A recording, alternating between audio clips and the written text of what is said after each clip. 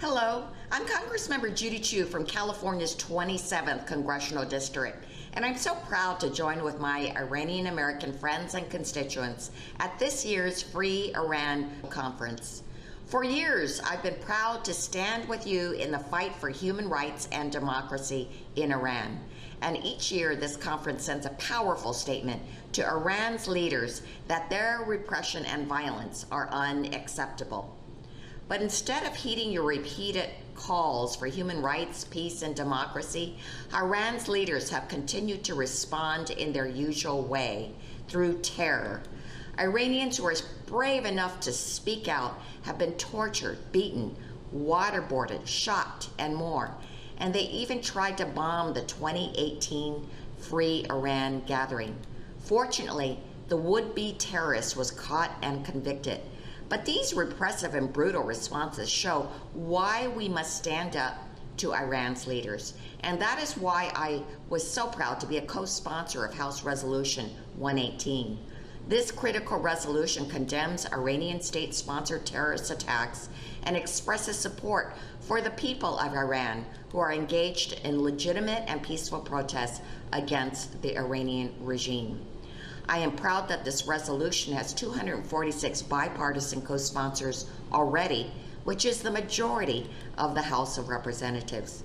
Having such a large bipartisan bill condemning the Iranian government's support for terrorism sends a clear signal to the people of Iran that they are not alone. That message is especially important now, as one of Iran's most brutal killers, Ebrahim Raisi, was just elected president in an election that was neither fair nor free.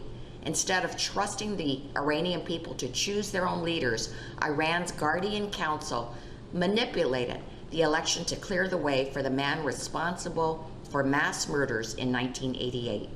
Thousands died by his orders, and yet, instead of being held accountable, Raisi has been put in a position of greater power over others. This is deeply troubling for all Iranians, but especially women, minorities, those who fight for free and fair democracy, and all who respect human life.